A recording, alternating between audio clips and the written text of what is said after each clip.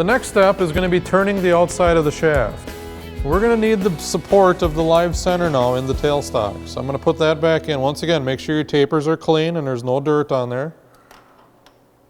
I'm going to move the carriage out of the way. And for safety reasons, since this tool is sharp, let's remove that tool. We'll put it off to the side for right now. I now have to open up the jaws on the chuck.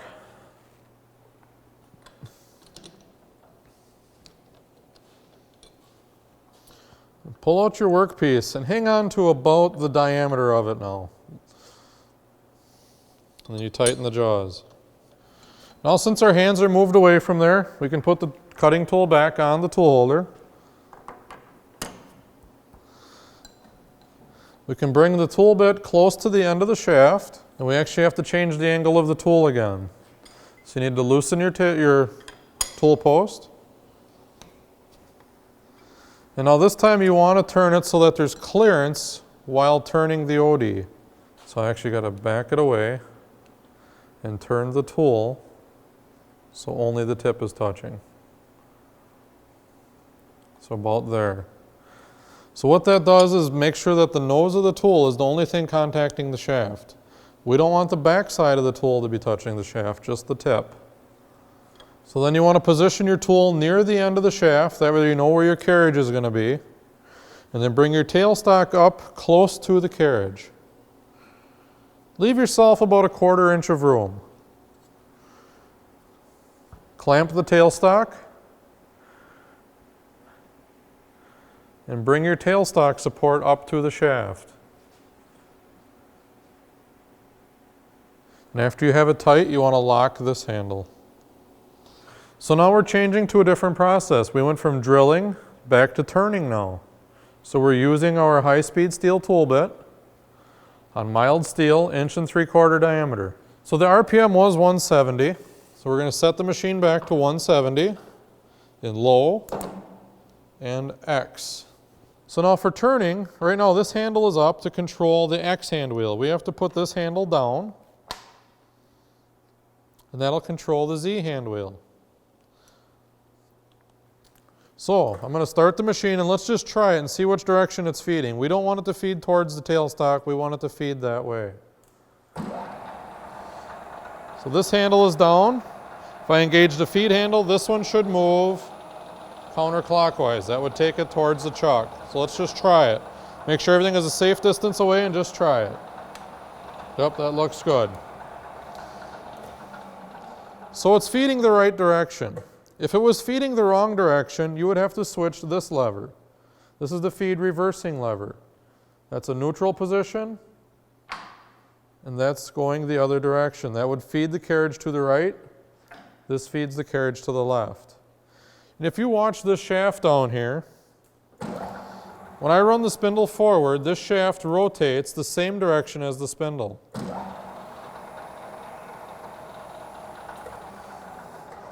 If I switch this handle, that changes the direction of that shaft. So when that shaft changes direction, it changes the direction on the carriage. So it's always important to check that if you don't know which way it's going to feed. So we're going to feed to the left. Now if you remember, there was 2 different charts. One feed chart was for facing, the other one is for turning. So now we want to go again to 1/3 of the nose radius. The tool nose radius is 15 thousandths on this tool, so we want to feed 1/3 of that. So 0.005 on turning. So we need to be CT ME2. CT ME2. That will give you 5 thousandths of travel for every revolution of the spindle.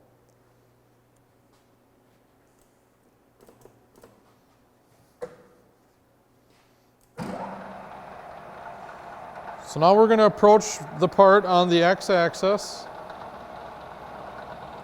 We're going to feed over on Z just a little bit so we're on the material. Then we're going to approach on the x-axis. So you'll just see it touch the part. And as soon as it touches the part, you want to feed away on the Z-axis. Just manually by hand move it away. So now at this point we're touching the shaft. The shaft is 1 3/4 inch diameter. So on the digital display now, we can set the x-axis. This will get us close. We know it's rough material, but let's set it anyhow. If we push the X key, we can enter in the size that it is at. So that says we're at 1.750, which is 1 3/4 inch. So let's set the Z-axis now. So I want to make sure I'm away from the end of the part. I'm going to feed in on X. I'm going to start the machine and just barely touch the end of the part.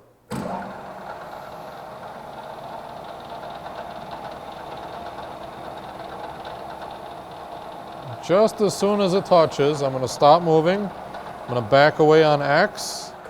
And now on Z, I can set Z to be 0. Now once again, that's just the starting point. We should cut and then measure. So we're ready to start taking our first turning cut.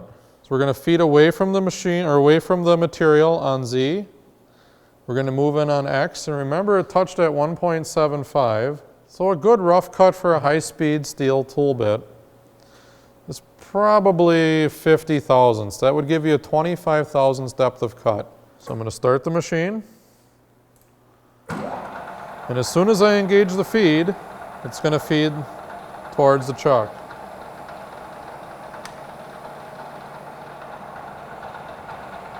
And just apply a little bit of coolant again, just a little bit. So if you notice, my chips are a little bit long, but they're breaking themselves off.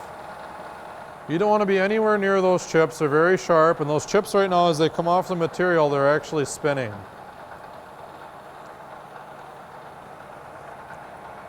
I don't have a blueprint in front of me, but if you wanted to follow a blueprint, that's the best idea. I'm just going to pretend that I'm making this cut a 1 inch long cut. So on my readout now, I'm going to be watching the numbers.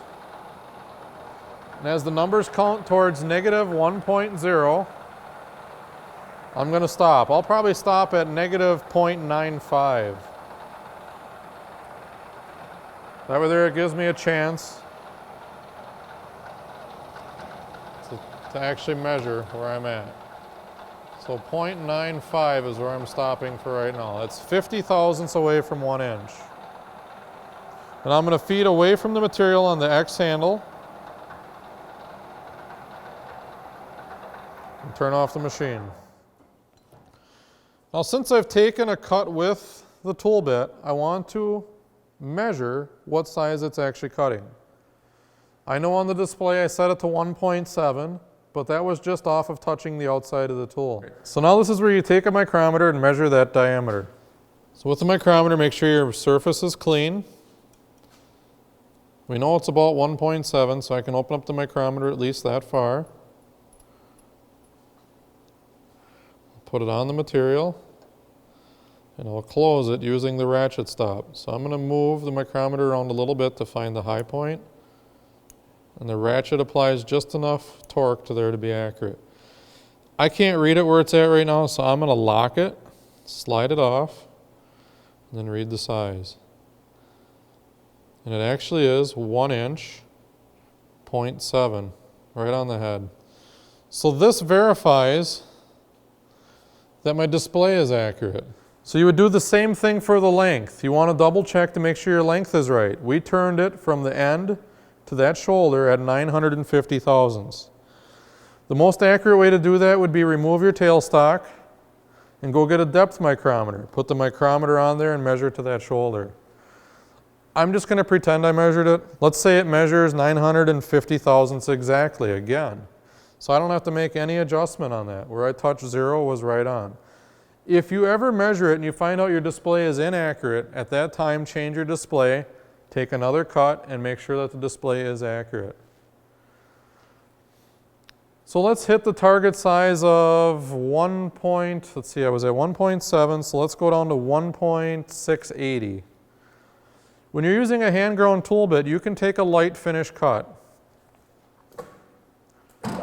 So I want to take it on the x-axis. We were at 1.7. Let's go to 1.690. We'll make that our first finished cut. That will give me another cut of the same size to get down to 1.680, which is my target size. For finished cuts, since there's not as much heat involved, you can use a little bit of oil. Now this is only for high-speed steel tools. If you're using a carbide tool, you wouldn't want to use oil. That would make all kinds of smoke. Engage your feed handle, and as it feeds towards the chuck, you'll see a small shaving coming off. Now this shaving is going to be a lot smaller than the last cut. So I have my digital display set at 1.690. After this cut, I'm going to measure it again to make sure it's still reading the value of that display.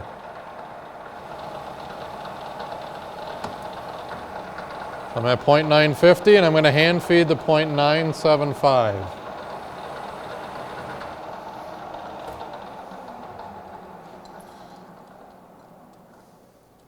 So this was my first finished pass. This now gives me the opportunity of measuring the diameter again and measuring the length to make sure that my display is accurate.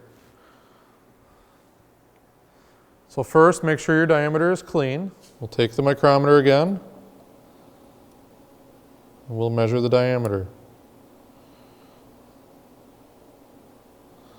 And we were supposed to be at 1.690, and it says I'm at 1.691. So what that means is that my machine is cutting a thousandths bigger than my display said. So when this was at 1.690, it actually cut 1.691. So you could make that adjustment now. Depending on the tolerance of your print, generally, if you're within a thousandths, that's going to be close enough for this first project. So I'm going to leave that alone. So we're going to start the machine and take our last cut. Apply a little bit of oil. We're going to take the x-axis to 1.680. That's my finished size. Engage your feed handle, and this will take another light finish cut. This time I'll stop the power feed at 0.975. Now I'm going to hand feed to 1 inch exactly. Feed away on your x-axis. Turn off your machine. Move away on the z-axis. Now at this time you can perform your final inspection. Make sure that your diameter and your length are exactly what you want. It measures 1.680. If you use the depth micrometer to measure the length, it should measure 1 inch on the length. So this is how you turn a diameter on a lathe, taking 2 light cuts for finished cuts. That's the best way to do it to maintain accuracy.